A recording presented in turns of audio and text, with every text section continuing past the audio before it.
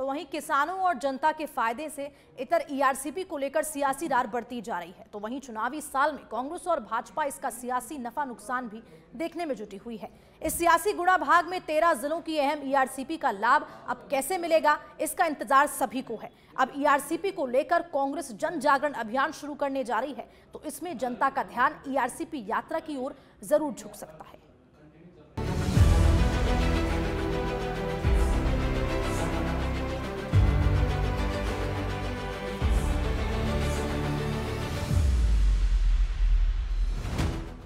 ERCP परियोजना जितनी अहम है, उतना ही खास इसका सियासी गणित भी है। कांग्रेस ईआरसीपी को राष्ट्रीय परियोजना घोषित कराने की मांग मोदी सरकार से लगातार कर रही है। कई मंच से सीएम गहलोत, प्रदेश प्रभारी रंधावा और पीसीसी चीफ डोटासरा इसकी मांग कर चुके हैं। या ये भी कहें कि कांग्रेस की चुनावी झोली में मुख्य मुद्दा ईआरसीपी सबसे टॉप पर है।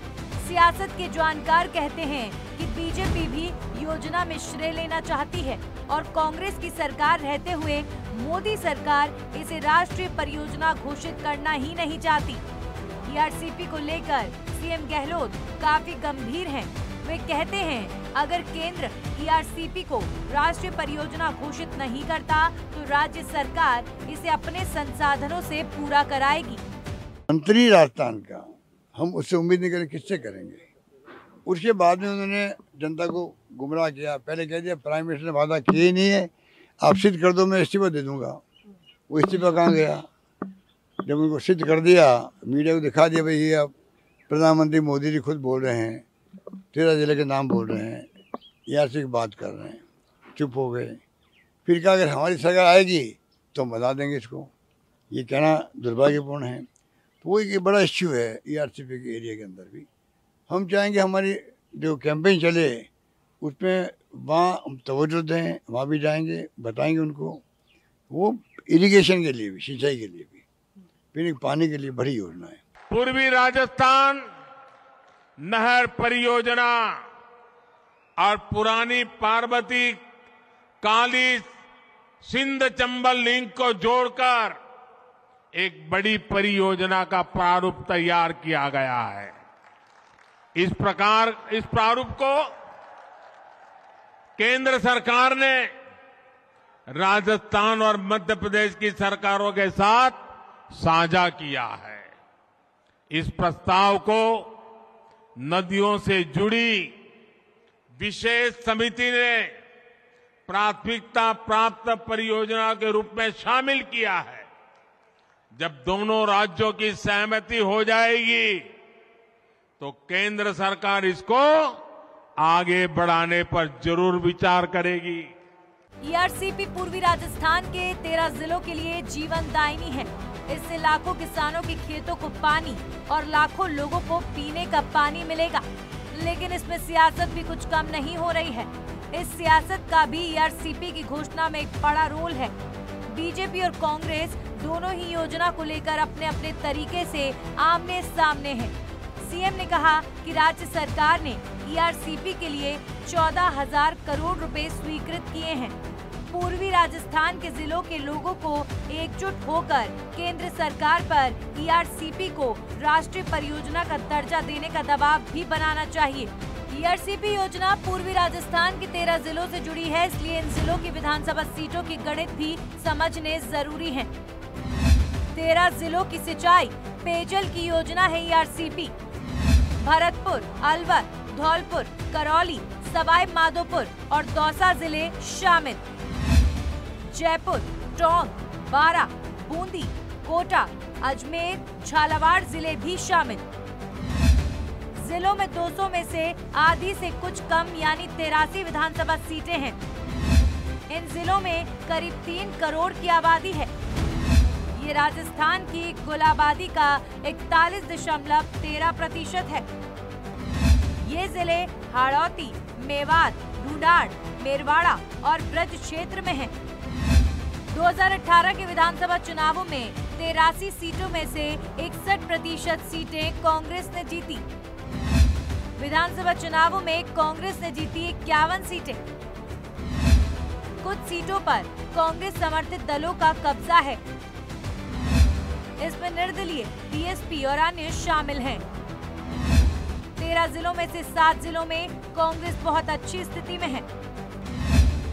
अलवर, भरतपुर, धौलपुर, करौली, टोंक और सवाई माधोपुर और दौसा जिले में 39 विधानसभा सीटें हैं। पिछले चुनावों में पार्टी ने 25 सीट इन जिलों में जीती थी। बाकी 5 बीएसपी, 4 निर्दलीय और 1 आरएलडी के खाते में गई। सरकार बनने के बाद बीएसपी का कांग्रेस में विलय हो गया। निर्दलीय और आरएलडी विधायकों का कांग्रेस को समर्थन भी प्राप्त है। ऐसे में 39 में से 35 सीटों पर कांग्रेस का कब्जा है। यही कारण है कि कांग्रेस यहाँ है काफी ज्यादा मजबूत स्थिति में। 23 के रण के लिए यहाँ से कांग्रेस मजबूत साबित हो रही है।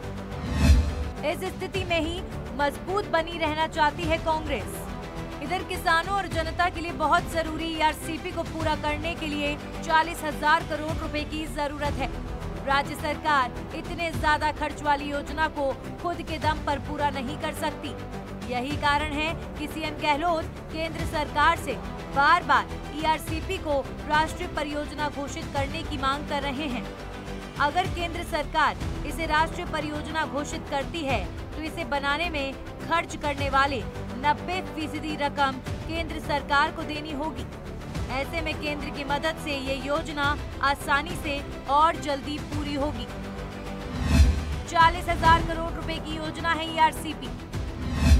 13 जिलों की है सिंचाई पेयजल योजना खास। इससे 2051 तक 13 जिलों में होगी पानी की पूर्ति। ईआरसीपी से 2.02 लाख हेक्टेयर नई सिंचाई भूमि बनेगी। 13 जिलों के 26 बांधों में सिंचाई के लिए पर्याप्त पानी मिलेगा। ईआरसीपी योजना में जोड़े गए हैं 53 और बांध। इससे करीब 1 लाख हेक्टेयर भूमि होगी सिंचित।